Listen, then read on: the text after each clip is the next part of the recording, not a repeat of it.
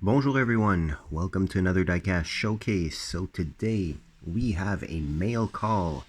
It's actually a little online order that I put through. I wanted to try a new fairly local store that's in my province. We are talking about Top Collectibles. So here's all the contact info if you want to jot that down. And yeah, basically, I decided to put through an order with them because they have a really nice varied inventory. Um, so I'd say these guys are a must visit if you have an affinity to older Hot Wheels, if you have an affinity to older Matchbox, and if you have an affinity to, premium diecast as well. They have everything from Inno to Tarmac to Kaido to, Tomica. And all the other brands, Para 64, DCT, all the established as well as the up and coming ones. They still have a pretty good inventory as well of they have a few pieces still of Eracar, which I believe is pretty much going out of business. So hint hint, premium diecast collectors, if you want to pick up one of these to have a representative in your collection, well, the time is now. They're still fairly available and fairly cheap for what you get. So, you know, I know I pulled the trigger this time, and we'll be checking out what I got later on in regards to that. But without further ado, we'll go through this big box. Fairly big. So we're talking about probably 30 cars and very nice variety. So what I'm going to start with is a few loose cars that I picked up. So we've got a nice variety of different cars from, let's see, I've got some Hot Wheels here. I've got some Maisto as well. So we're going to check those out. I'm just going to take these out of the box first, because as mentioned, I also did pick up an older Yatming as well. They have a pretty cool selection of loose cars, if ever. So yeah, let's get it started since we have a lot to go through. So grab yourself a cold beverage and let's jump right into it. So first vehicle that I picked up was this fresh crack condition Nash Metropolitan, also known as the Metro Rail. So it's a stretch chassis Nash Metropolitan, which was pretty much the first all-American compact in the 50s. So you got the crazy side pipes, the big blown V8, and I really wanted this specific colorway. I did pick up a different colorway in a thrift store find, but I wanted to pick this one up because it goes super well with that Legends Tour winner, the one that's called the Nash, which is basically standard length but widened track. So here we have the opposite. We've got a narrowed track with a stretched overall length. So I find that is pretty cool, and I'm happy to have it. And I mean, super cheap because it's loose. I mean, came up to less than what the Hot Wheels in store would come up to, so I think that's a pretty good deal. Another casting, the first casting we're going to look at that I did not have in the collection, I'm definitely happy to have, so it'll be for future comparo. We have this really cool Austin Haley, big Haley, with a pro street look. So big staggered wheel setup, 5 spokes, the two-tone paint, classic Austin Haley, black on top, silver on the bottom. Again, big blower on top of that V8 swap, and yeah, very nice red interior to go with that. This is a metal base.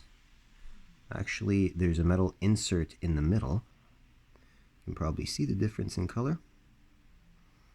The middle part is actually metal, and this here is in plastic. So it's a very multi-piece construction for this vehicle.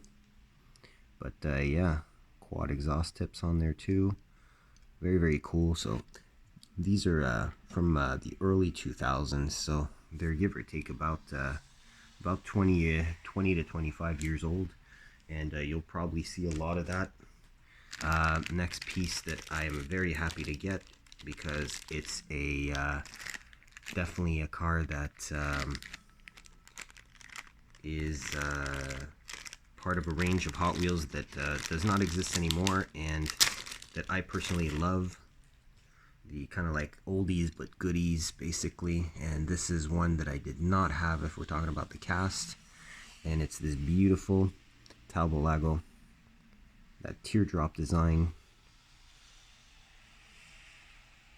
Beautiful green with the silver detailing. And I mean, these cars are pretty mint, right? So I'm very happy about that. It's not like the thrift store where you basically you get what you get, and this one's got a metal base. You see that 87 copyright? This is actually out of 2003, I think, or something of the sort. Look at that flake in that green paint, eh? Wow. Very, very nice car. So yeah, definitely. It's funny that they don't identify the car, but this is a Talbot. It's a French car with Italian styling, and very avant-garde for the time. So yeah, and next one that we're going to be checking out, this is a Sport Compact Legend. If you grew up loving the Naira and you know, all the import drag racing and all that of the late 90s, early 2000s, you may recognize this car as it has a real livery. It is the Ford Focus drag car. So this was quite the trend in around the turn of the millennia, the front wheel drive import drag racing. So very aggressive, as you can see. Look at the size of that wing, eh? And you got the Meguiar's livery on there. And all real sponsors on this one, pretty much. You got the Ford Racing, HKS, BF Goodrich. Yeah, a lot of really cool sponsors. And yeah, new forms. Wow, that brings me back to the good old Super Street days. And yeah, you got the chute on the back there, in between the posts of the wing. And here's your base.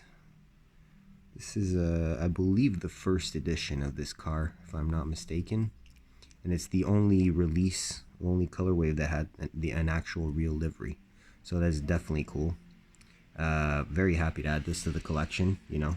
Not like I have a bunch of Ford Focus in my collection. I have a couple, but not that many. And yeah, this one's definitely different.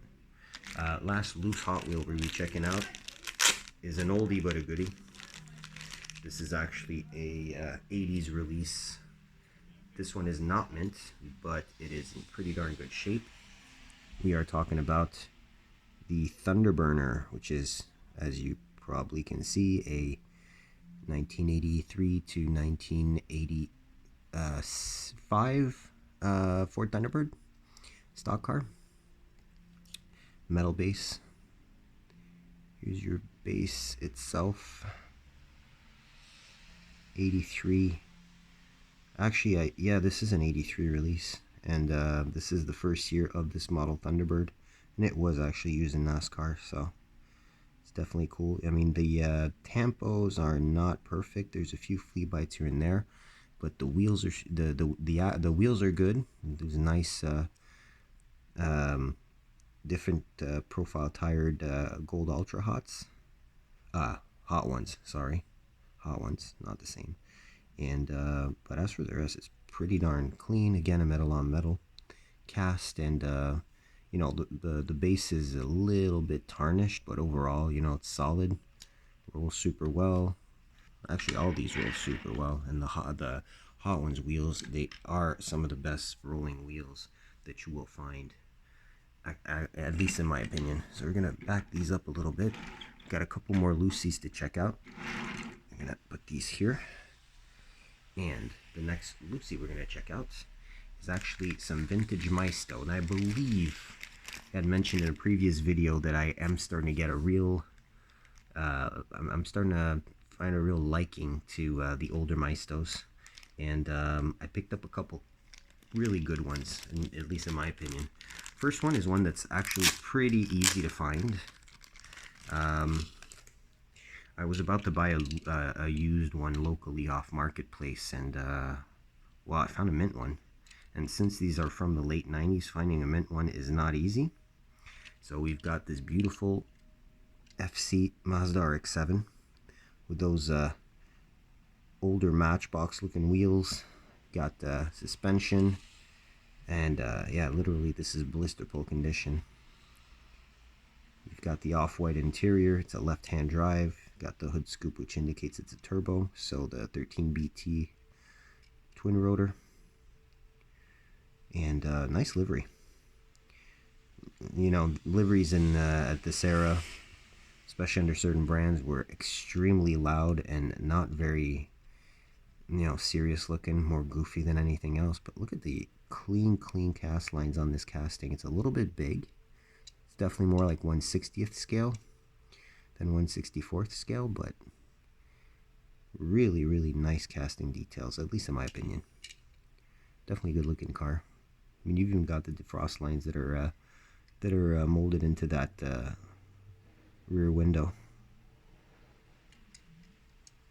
I mean, you got air passing through the spokes of the steering as well, which is pretty commendable. I mean, imagine this thing with a decent wheel swap and a couple extra details added. I'm not going to do that because it's such in good condition that I want to keep it as is, but damn, pretty nice car. Next one is also a vintage Maisto, and I believe the only other Maisto that we're going to be checking out today. I did find this one actually in a thrift store haul, but it's definitely not in a good condition. Whereas this one here, this exemplar here, is almost perfect.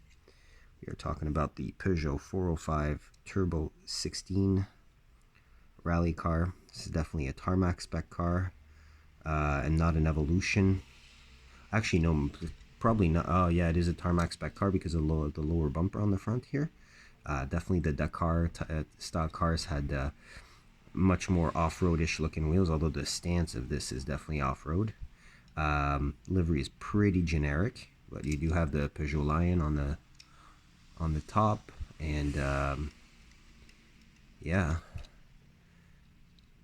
if ever you want to see, base is not something that's super wow, but yeah. So I did find another one of these, but I mean, it's scuffed up, it's you know, missing a little bit of paint. The tampos are mostly there for the 405, but the red, white, and blue and the Peugeot line are pretty scuffed up, and the wing is missing, most importantly. Now this is the only, I'd say, defect of this whole model.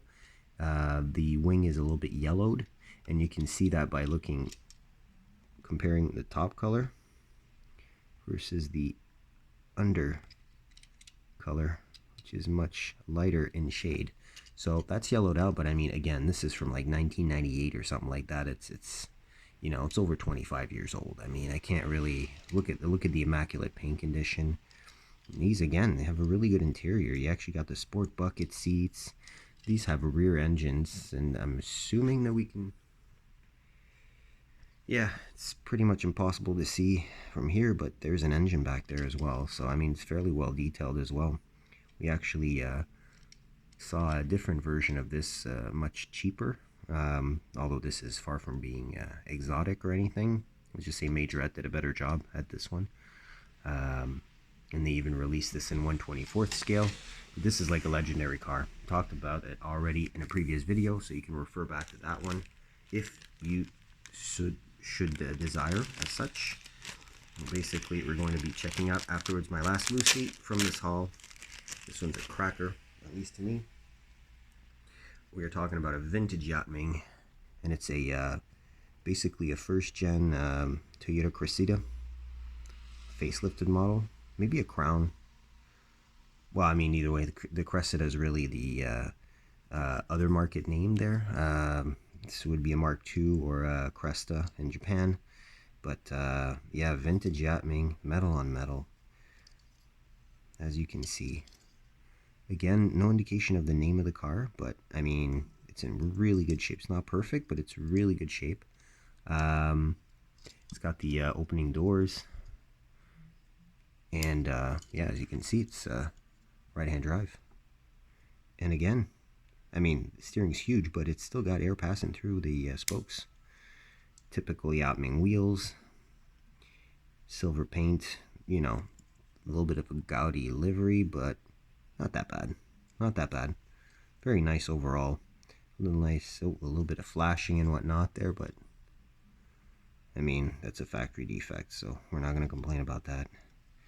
And I mean, this is from like the late 80s, so again, it's a 35-year-old car, so pretty good condition for the year. So that's the loose portion. Again, told you this is going to be a long video. Now we're going to get to the grunt of it. We're going to be checking out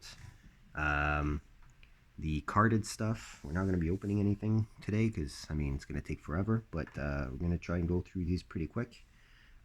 Some stuff I may spend a little bit more time on, but I've got a bunch of Hot Wheels mainlines to check out. So we'll go through those pretty quick. They're all older pieces. So let's see. We're going to start off with the Very 8 in a very cool livery.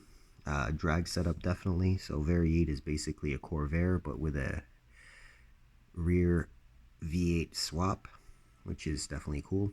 Jacked up there with the rake. A bunch of sponsors. Military green. Number 8 meatball on the top with the stripes, and on the door. And, you know, a bunch of sponsor stickers that, you know, like they used to do back in the, you know, good old drag racing days, you know. And this is a release from 2006, so 2007 on the shelves. Next we have a very, very pretty shoebox. So 49 Ford. With the you know, those beautiful white wall wheels, the classic white walls with the thicker tire in the back versus the front, which is how it should be done. It's got a matte fuchsia color with a little bit of pinstriping, a little bit of a couple dice there on the side and whatnot. Real hot rod, and a little blown V8 popping out of that hood. Chrome interior, very cool. Cards on these are in fair condition. Basically, they're not perfect, but they're pretty good for older cars like this. This is actually from 2000, so 25 years next year. Licensing and release itself, you know, 25 years and 2 years. Next up, we stay into the hot rod / drag racing, but we're gonna combine both with this beautiful 49 drag Mercury called the 49er, purple with the classic yellow fading to orange flames with the red surround. Again, those really cool open headers on there. Clear clear cowl cover over that engine. Seems to be a flathead with dual carbs. Big drag wing on the back. The parachutes, you got 2 of them on this one. And those really cool retractable wheelie bars on the bottom, which is definitely a very cool feature. So I had to get this one because I'm a die-hard lover of the 49 to 51 Merc. It's one of my favorite old-timer cars, so had to get that. Speaking of old-timers, we have a very, very nice Auburn 852 Boattail Speedster. And the cool thing about this one is it's the final run, as you can see on the top there. 2003 Chrome interior. Love the color on this. Chrome arches, which I'm suspecting are plastic. And then you got the two-tone, kind of like champagne silver with the copper red metallic paint. And we've got a metal base. So I don't mind the plastic fenders if I get a metal base. I mean, the plastic fenders are part of the interior, so there you go. Very, very nice styling on that rear end. That's why it's called a boat tail. And the Auburns, you immediately recognize them with that curved bumper, which was their styling cue in the roaring 20s and early 30s. So beautiful, beautiful, beautiful piece. I'm very happy about that one. I love those older cars, as mentioned before. Gonna jump into, oh yeah, how about some let's crank it up a few decades here, but still stay in the V8 racing kind of field, but change the destination. Managed to pick up this really nice Holden, nice Commodore SS ATCC car, say the Australian Touring Car Championship. It's got the lace wheels. It's got the what is this, Hyper Jones livery. I'm not sure exactly what that stands for. Please let me know in the comment if you know. That'd be great. And yeah, I actually have a stock version of this from Beyonte, so that'll be fun to compare eventually. You know, again, card really good condition. Here you can see there's the 35th anniversary logo, 68 to 2003. So there you go, another 2003 release. Same as the little Auburn that we just checked out. But this is not a final run. This is actually out of the Carbonated Cruisers. Carbonated Cruisers. So Hyper Jones, maybe it's a soda brand? I don't know. Either way. This is one of my favorite Commodore body styles of VT. It's in those years, you know, the same years as, you know, all the JDM greats and whatnot. So it's pretty cool. I only picked up one JDM car, Hot Wheels wise, if we're talking about the main lines, and it's this guy right here. It's a Suzuki GSX-R4. So this was a concept car from the very early 2000s, and basically well, as the name would indicate, it's basically a four-wheeled motorcycle, pretty much, with the GSXR 1000cc or 1300cc, maybe it's a 1300cc. I think it's a Busa engine that they put in there, but you know, it's like 190 horsepower for a car that weighs probably, I don't know, 550, 600 kilos, which would translate in pounds to about I don't know, 1,500 pounds, maybe, something like that. You know, it's light. It's lighter than a Lotus Elise, you know. We're talking about like same type of weight as a KTM crossbow or a Caterham or something like that. Either way, pretty cool concept car, and I got this one because it's in these actual colors that the actual prototype was shown in the at the Tokyo Auto Salon. So way back when, 20 years ago, when this was actually revealed. So 20 plus years maybe. This one actually, yeah, this one, the card's really bad, but it doesn't matter. I'm gonna keep it on card for now anyways, for the sake of time. So first European car would be this Edanis from B Engineering. Probably not a whole lot of people know what this car is. It is a real car. It's not a fantasy car.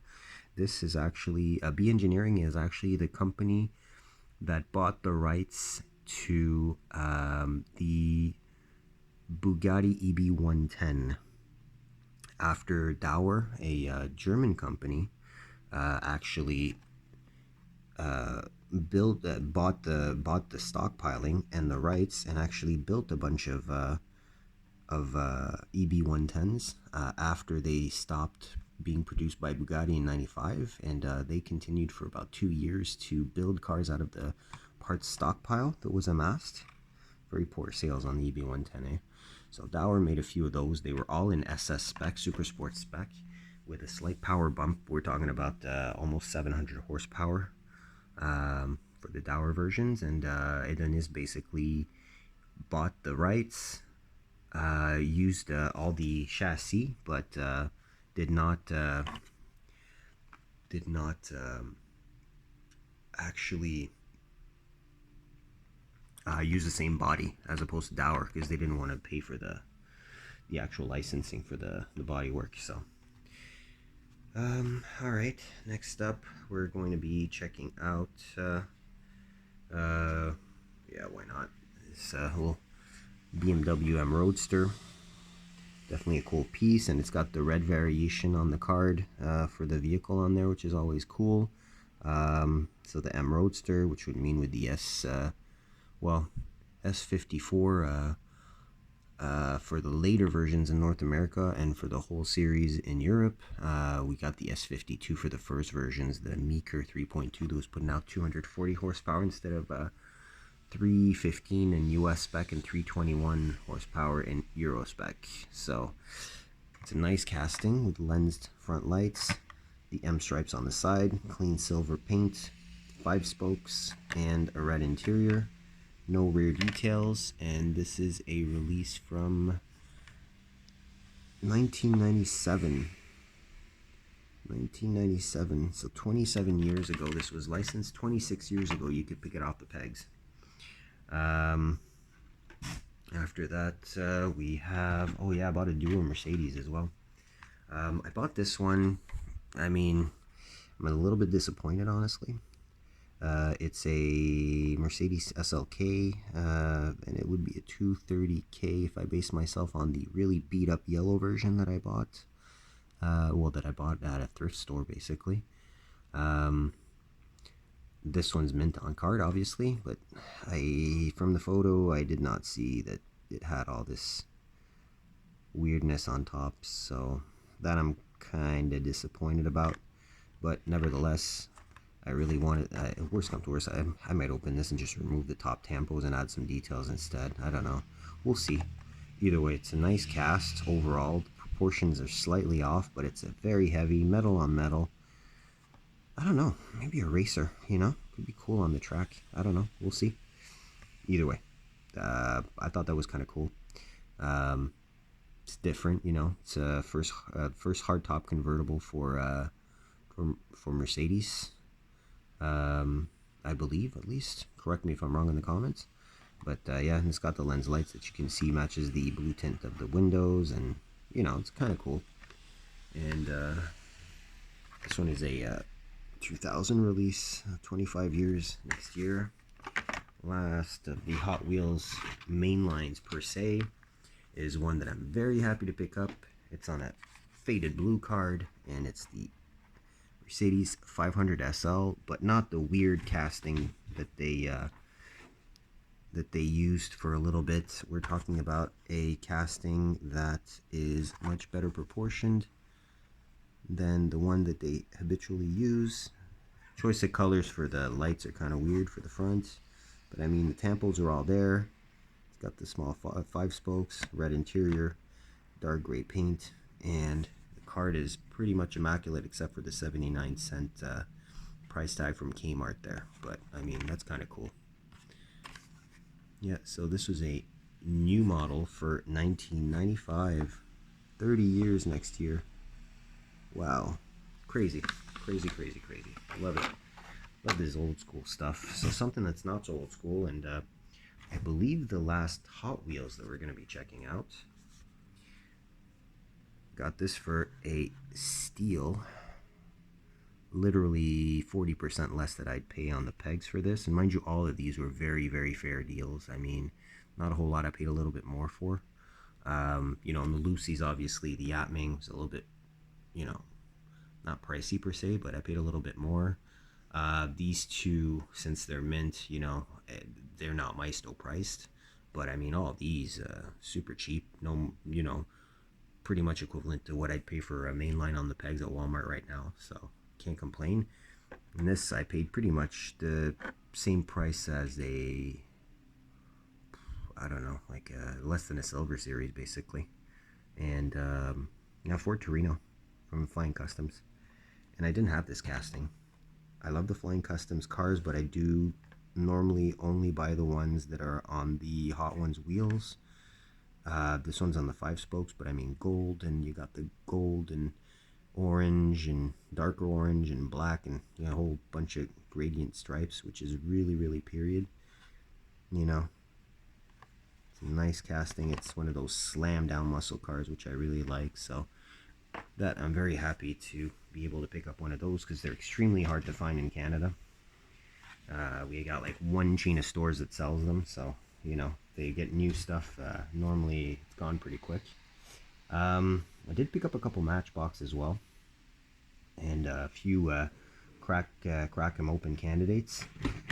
So first one I picked up, the only reason why I did pick up, because I got it cheaper than what I would have paid in the store, simply due to the fact that it had a little bent corner here, which honestly I don't care, because as you may or may not know, if you watched my videos before, all these get cracked open, including this beautiful 70 Olds 442 blue with the white accents. The wheels are kind of resto mod looking, but at the same time they're, you know, a little bit similar to the stylized steel wheels that they offered on these cars. So it's not my favorite year for the body style. I do prefer the 68s, but I mean 70s are awesome, just like the 70 Chevelle. You know, I do prefer the 68, 67 Chevelle, but I mean that's just me.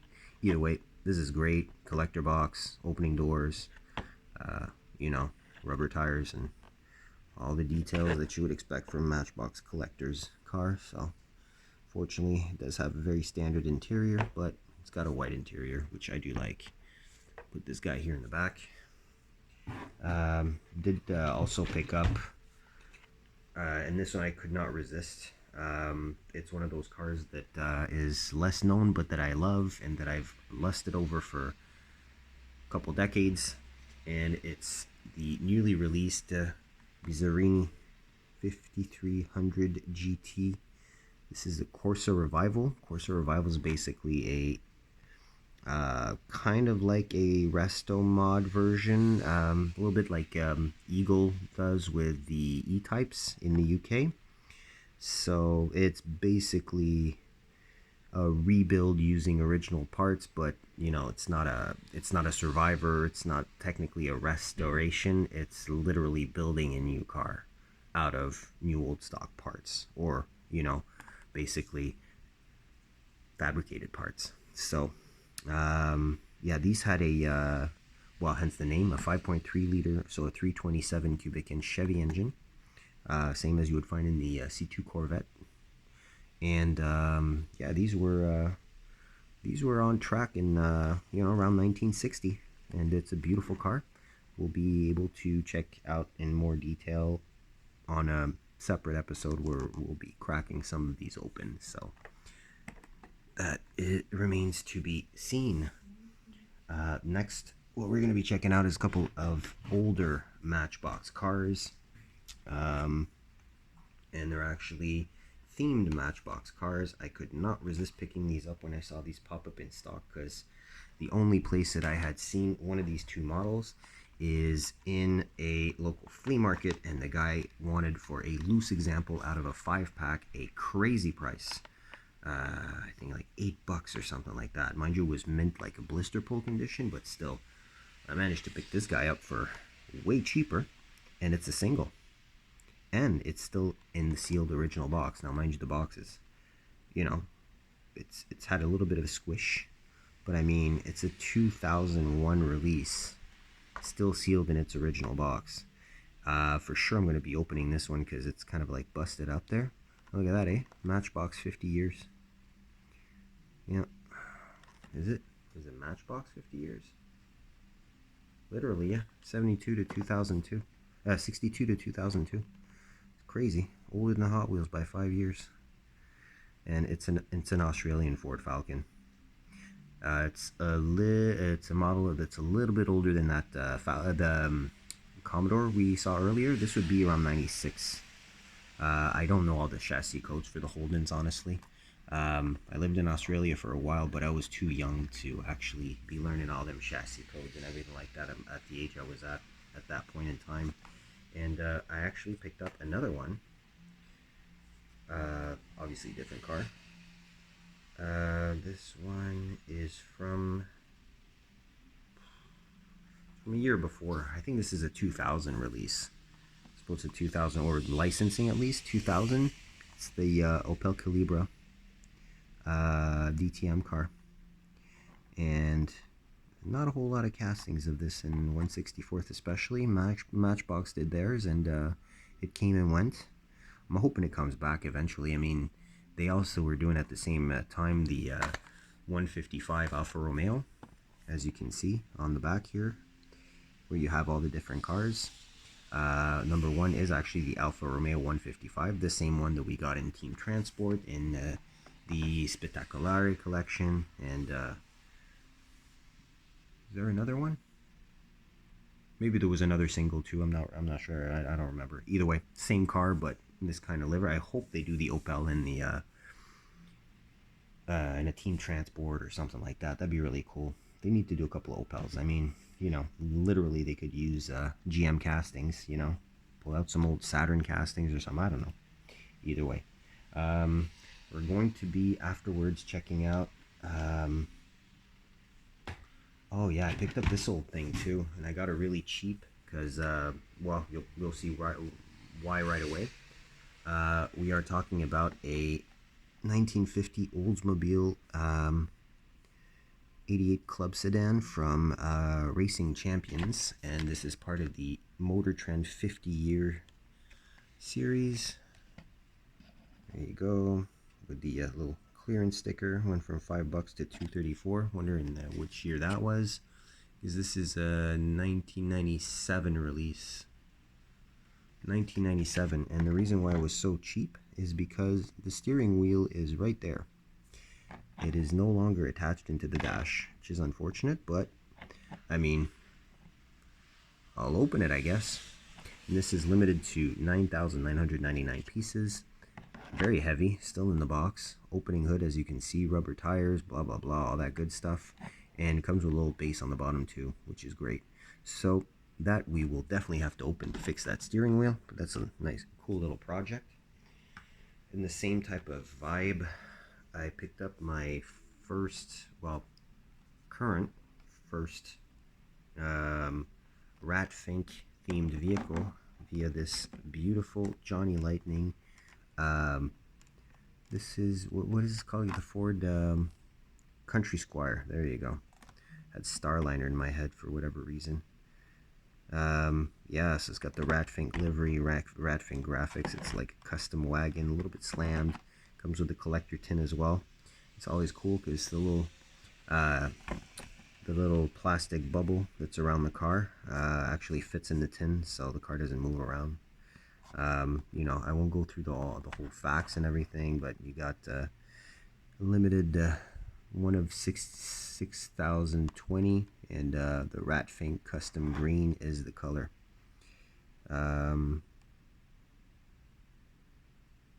Oh, it first appeared in a 1963 issue of Carcraft magazine. Interesting, cool. Yeah, so this is the only collector pro collector tin series car that I have, and yeah, good old Johnny, metal on metal. Look at that, green headlights, nice rear details, you know, and a bunch of paint details that are very cool. So that's definitely a nice one to have. The last American car that we're going to be checking out is one that I had to get. It's a current release, and I think that and the two Matchbox premiums are pretty much the only ones that are actually, well, premiums, semi and premium, whatever. It's pretty much the only ones that are current. Be this beautiful M2 Machines Buick Grand National Custom. So it's out of the Coke series, as you can obviously see, and It's got the perfect stance, great wheels, and I was trying to peek under the hood. Very hard to do through the plastic, but I get the feeling that this might be V8 swapped. Which I'm not going to complain about because I have got a bunch of G bodies and most of them have the 3.8 turbo, so this is V8 swapped. I absolutely don't mind. It just kind of looks like it is. But then again, everything's black in there, so I'll have to investigate further by opening the package eventually, which I'm not going to be doing anytime soon, honestly. And we'll finish off with some,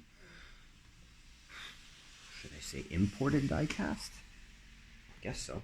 Imported die-cast. So I picked up a couple mini GTs, both in the Miho exclusive packaging, which means I'm probably going to open them because I honestly don't really care for the big plastic cards when it actually comes with the Asian spec storage box. But here's the first one.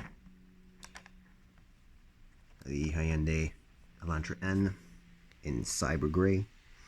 I did want to get the Performance Blue, but those, not only are they getting hard to find, but people that still have some have hiked the price, and there's now a markup on the blue ones since it was the launch color. Besides the chase versions that are obviously raw, Mini GT put this out in that blue, this gray, and also white. Normally the gray is always a little bit cheaper for whatever reason, and I like it better over the white, so I decided to get that. Typical Mini GT, you know, it's pretty much flawless.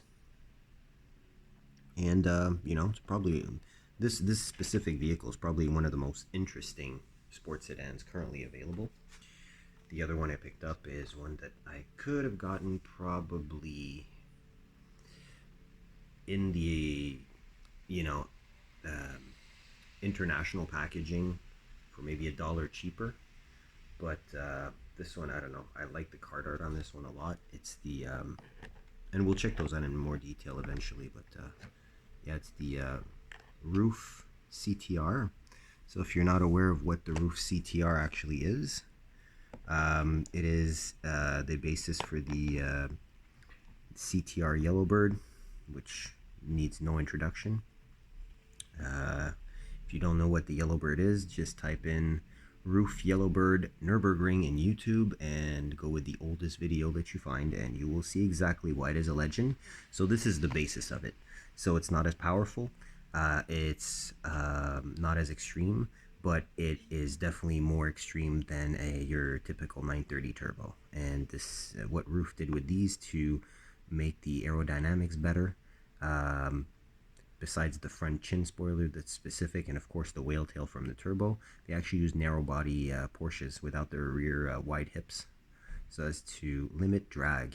And of course you've got those beautiful Roof 5-spoke wheels that are extremely well replicated, and it's in a nice shade of black. So definitely happy about that. Now we're almost done, so hang in there with me.